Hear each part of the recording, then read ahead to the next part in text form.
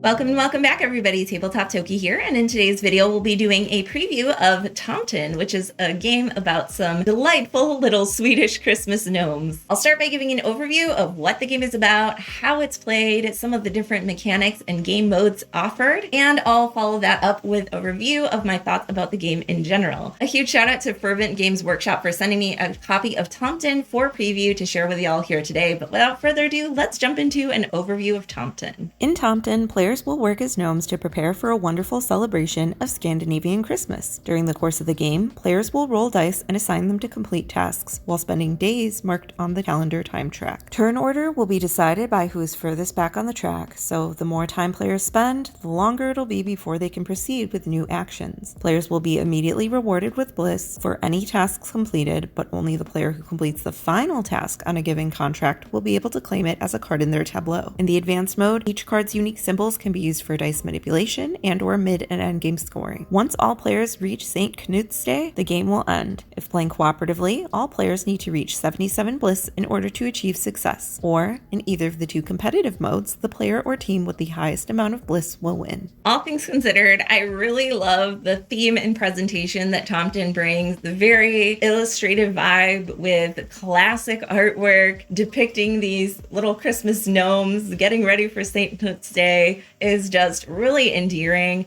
I have a soft spot for older children's books and folk tales and things, so this aesthetic really appeals to me, and I think it's very family friendly, but without being overly cartoony or childlike. In addition to the presentation of the game, I think the components work really well. I love that the time track board is very small, very concise, but effective without feeling too fiddly. I also love the size and color of the dice. I think, again, they work really well because they're not too small, but they're not huge, where this game is going to take up so much table space.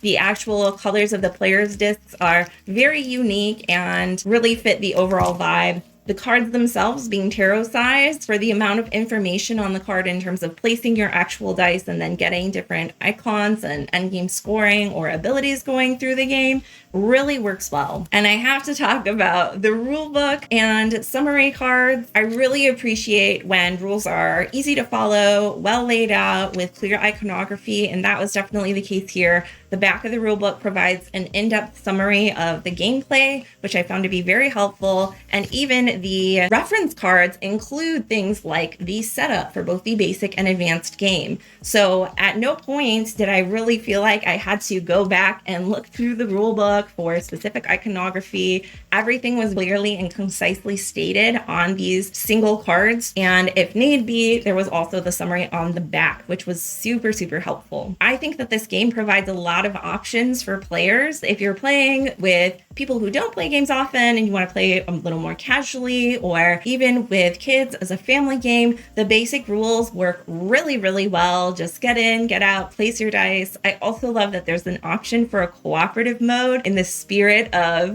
these little Tomten running around and getting everything ready for St. Knut's Day. But even with the competitive mode, having that semi-cooperation with completing different cards and contracts at particular times felt really satisfying. And again, with the time track, I love that you can plan out some of those actions, landing on certain spaces, getting those bonuses. So there's a lot of really fun play there with the timing of which actions you're going to take and when, and if you want to try to complete cards or if that's going to help your opponent. I thought that was a really clean and smart way to integrate some more thought and choice into a game where the mechanics are otherwise very streamlined and minimal. And speaking of streamlined, I think that the advanced rules added quite a bit of strategy with those extra bonus clan cards that didn't feel too cumbersome, or it wasn't like I had to learn a whole new game. For me personally, this is the mode that I would most often play the game in, is this advanced competitive mode. But again, I'm glad that there are a variety of options based on people's particular preferences and play styles. There's a lot of versatility there. Overall, I think that Tomten is a super cozy wintertime game. And again, it provides a variety of options that are easy to learn, but still very engaging. If any or all of that sounds good to you, be sure to check out Tomten coming to Kickstarter. You can click the link down below to get notified on launch or to check out the campaign and get a copy of Tomten for yourself. And that's about all the time we have for today. If you enjoyed the video or found it helpful, feel free to give a like. It's free and it really helps out the channel. And you can even subscribe if you haven't already for more board game content, including previews, solo playthroughs and tutorials, top 10s, and a whole wide range of other things as well. Thanks so much for joining me, and I'll see you next time.